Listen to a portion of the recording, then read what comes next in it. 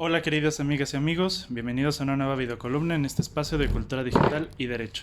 El día de hoy vamos a hablar de una de tal vez las mejores películas de terror, en mi opinión, que han salido en los últimos años, Midsommar.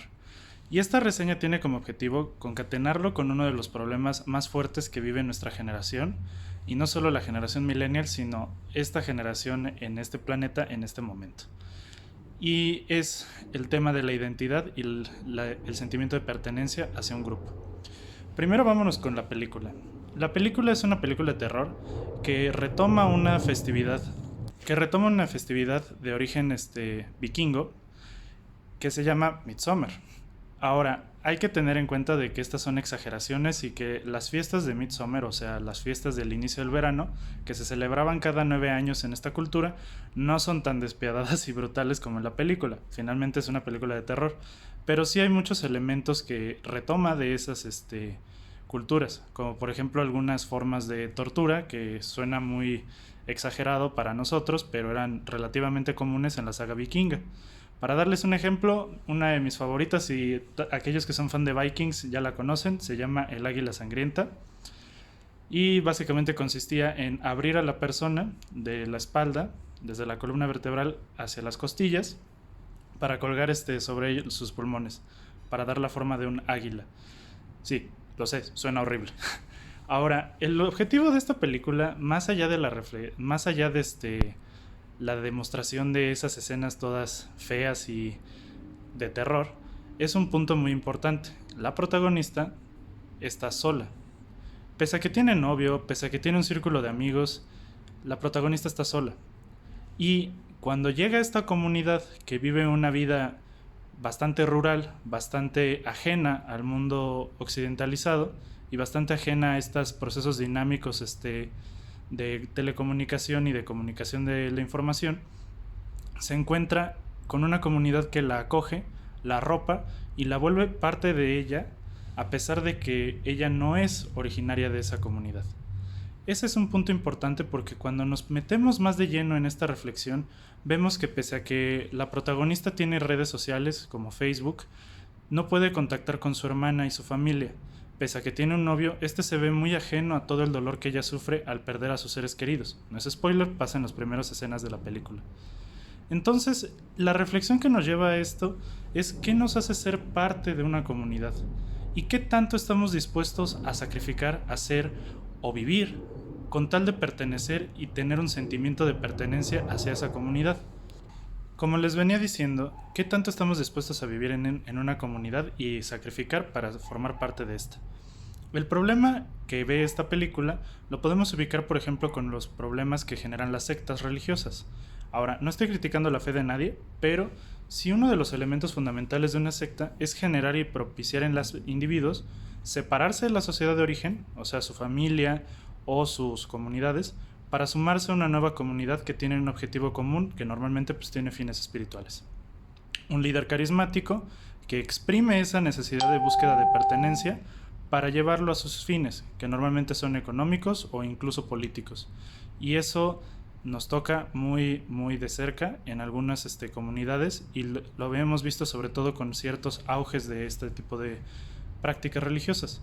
Ahora, más allá de la crítica religiosa, lo curioso es que, pese a que estamos en una época donde estamos muy conectados, donde tenemos redes sociales, donde tenemos herramientas como Zoom que nos permiten hacer videollamadas con seres queridos a la distancia, y más ahora con esta pandemia que pareciera ser que estamos más conectados a través de las tecnologías de la información, la gente sigue sintiéndose sola y sigue necesitando buscar, ya sea en un agente externo, en un grupo religioso o en una comunidad, como en el caso de Midsommar, una comunidad endémica, la necesidad de pertenecer a algo, de sentirse parte de algo. Ahora, los procesos de identidad que se estudian en psicología, el sentimiento de pertenencia y la identidad, no es algo que podamos ubicar nada más en grupos endémicos. Antiguamente, cuando las gentes y las sociedades se dividían en clanes o en castas o en cualquier otra forma gremial, era fácil sentirse parte de ese gremio, de ese clan, e identificarse como uno en ese todo. Sin embargo, con las tecnologías y con el avance de la época actual y la economía actual, los sentimientos de pertenencia parecieran ser que es algo que uno va escogiendo conforme va creciendo en sus intereses. El principal problema es de que volvemos al punto. ¿Qué tanto estamos dispuestos para pertenecer a algo? ¿Y por qué esto es relevante en el momento de hablar del derecho?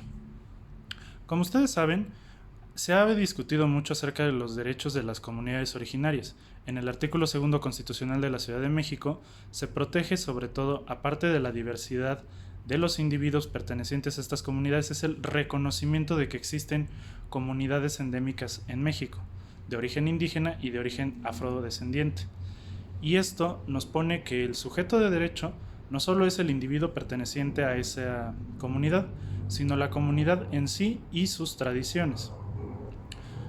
Tratamos de preservar eso, a la par de que el modelo actual y de que la dinámica actual hace que los sujetos, sobre todo que no tienen estos arraigos, se vean perdidos en crisoles de muchísimos tipos de identidad, de pertenecer a una carrera, de pertenecer a una serie de familia, de pertenecer a una clase social, de pertenecer a grupos de Facebook, de pertenecer a partidos políticos. Entonces, estamos todo el tiempo buscando esa identidad y lo que nos lleva y nos arrastra a eso es a cometer, como en la película de Midsommar, algunas atrocidades contra el mundo que deseemos alejarnos. La siguiente parte que hay que estudiar al momento de hablar de filosofía de las identidades o de psicología social de las identidades o incluso de derecho es las implicaciones que tiene esto para las dinámicas del individuo. ¿Podemos hablar de que una persona es perfectamente libre de inscribirse en una secta o deberíamos prohibirlas? Debido a los daños que pueden generar hacia esa persona y hacia su familia. Ese es un debate que aún sigue abierto, puesto que técnicamente ellos se pueden amparar con que son grupos religiosos y que están ejerciendo su libertad religiosa. La siguiente parte que hay que tener cuidado es que cómo es de que manifestamos nosotros en nuestra vida el sentimiento de pertenencia. Volviendo al punto, vivimos en una sociedad cada vez más hiperindividualista y pertenecemos a muchos grupos diversos, y eso va conformando un poco nuestra identidad personal, nuestra personalidad. Volviendo al tema que alguna vez discutimos acerca de Irving Goffman sobre esto de tener varias máscaras e interpretar varios personajes dependiendo del escenario donde nos plantemos, entonces entendemos que la personalidad no es algo fijo, sino que es algo cambiante conforme a nuestros grupos de pertenencia, que pueden ser de diversos tipos. Por ejemplo, una persona que entra a una carrera de medicina comienza a ser médico. ¿A qué me refiero? No es tanto por el título, sino que se comporta con esa actitud de medicina, que se comporta con esa actitud de la carrera, que usa bata todo el tiempo, o que dice que porque pertenece a un cierto hospital o entró a una cierta residencia ya es superior a los demás, cuando en realidad las habilidades de cualquier persona pueden ser completa y absolutamente diversas. Pero es ese estar presente y ser parte de un grupo lo que hace que empiece a haber una distinción hacia los otros. Los otros son los malos. ¿No les suena esto a un problema que vemos en la política actual? Que empezamos a ver enemigos en ciertos sectores, ciertos grupos, y pensamos que todo es completamente negro y blanco. Los enemigos están allá, nosotros los de adentro somos los buenos. Y así esto va creciendo en una polarización que separa a los individuos y los hace formar parte de un grupo en concreto. Quizás algunos estaban pertenecientes a un grupo de la colonia o un grupo de amigos que hacía fútbol, pero debido a estas diferencias de su otro grupo de pertenencia, se empiezan a separar y segregar. Entonces, ¿cuál es la reflexión que quiero llevar sobre esto? Una, la personalidad o la identidad no es algo que resida en el individuo, sino es una parte de una dinámica social. Segundo, el derecho tiene que ser muy conciso en cuanto a cómo proteger el desarrollo y el libre desarrollo de la personalidad de pertenencia sin que esto implique un riesgo de pertenecer a grupos que tienen otros intereses e intereses afines. Hace falta mucha investigación legislativa y sociológica sobre estos temas. Y tercera, por favor, no se peleen por pertenecer a un grupo y que otra persona esté en otro grupo, ya sean equipos de fútbol americano, ya sean equipos de soccer o ya sean partidos políticos, porque al final todos compartimos la misma existencia y de no ser por el otro, uno no sabría reconocerse a sí mismo en un espejo llamado sociedad. Hasta la próxima.